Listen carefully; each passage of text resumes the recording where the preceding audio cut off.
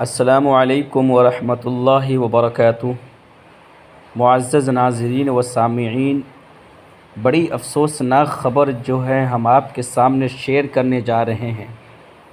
داعی اسلام حضرت مولانا کلیم صدیقی صاحب اور ان کے رفقاء تبدیلی مذہب معاملے میں لکھنؤ کی عدالت نے قصوروار قرار دے دیا ہے۔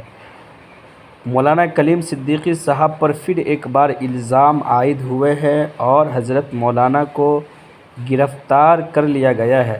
مولانا کلیم صدیقی سمت ان کے تمام ساتھیوں کو تحویل میں لے کر جیل بھیج دیا گیا ہے۔ کل عدالت ان پر سزا کو متعین کرے گی۔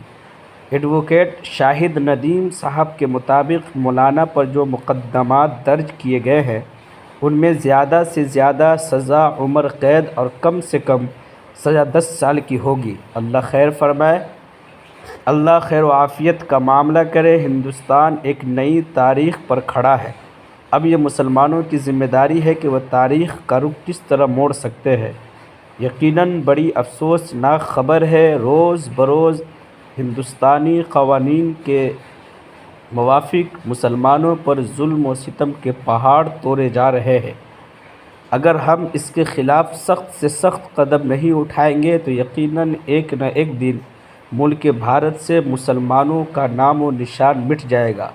اس لیے ملک بھارت کے تمام مسلمانوں سے گزارش ہے کہ ہو رہے ظلم کے خلاف ڈٹ کر مقابلہ کرے، آواز اٹھائے، اور جتنے بھی ہمارے علماء کرام جیل کے اندر ہے ان سب کے لیے آواز اٹھائے، جلد سے جلد ان کو رہا کرانے کی صورت کو اختیار کیا جائے۔ السلام علیکم۔